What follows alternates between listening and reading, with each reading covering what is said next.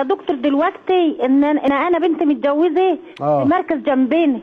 مالها؟ بنت متجوزه في مركز جنبيني. وبعدين هي غضبت 15 يوم. غضبانه. ورحنا بعد ما غضبت 15.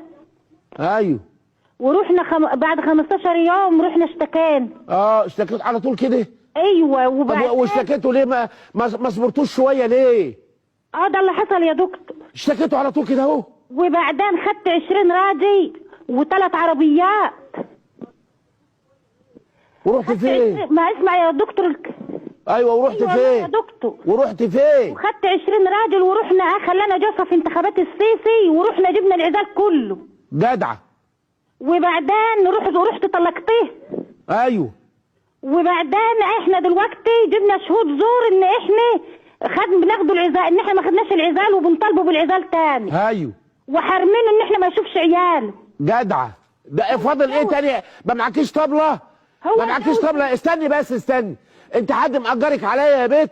والله يا دكتور ده اللي حصل. وايه اللي جاب انتخابات السيسي للعدوان والافتراء؟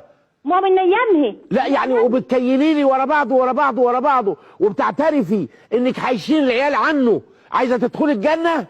طيب يا دكتور هو نفسه يشوفوا العيال، ولما جه عندنا يشوفوا العيال ضربناه. ضربتوه؟ ايه. ليه؟ عشان تدخلوا الجنه ولا عشان يعملوا لكم تمثال؟ احنا ضربناه عشان يتجوز. انتوا عملتوا ضربتوه عشان يتجوز؟ ابن كلب حرامي الادب، كفر بالاسلام. يا نهار اسود يا دكتور. يا نهار اسود. المهم استني بس، يعني بنتك مخلفه منه كام؟ بنتين. بنتين 2. ايوه. وفي عريس جه يقدر يشرب الشاي دلوقتي وعايز يتجوزها؟ لا ما فيش حد لحد دلوقتي يا ولا حد هيجي لك ولا يعبرك ما دام عرفوا انك في توايه وخدت العزال يوم الانتخابات بتاع السيسي. يوم وعجنتوا الراجل عجن لما جه يشوفوا علاده. مين هيتجوز بنتك؟ مش هيتجوز بنتك واحد الا واحد يقدر يخبطك بالشومه اخر. الله. طب سؤالك ايه يا زينبو؟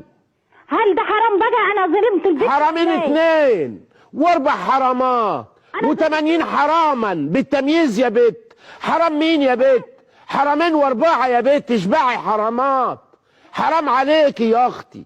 الواد يشوف عياله يا حبيبتي. وسيبك من اللي راح بقى، بدام طلقتوها وعرفتوا تشتكوا، لكن يشوف ولاده وولاده يشوفوه، لا يجبروا ولاده ويقولوا لك خدي يا جده زينب كده تعالى ما ابوسك، وتيجي مقربه عشان يبوسك يجي واخدك بالبنيه موقع سنانك في حنكك اللي هو بقك يعني بالموضه. الواد يشوف عياله يحرق الجواز على اللي بيتجوزوه بالطريقه دي. الواد يشوف ولاده وولاده يشوفوه. يا زينب هتولعي يا زينب انت واللي جابوك اللي عملتوه ده عدوان.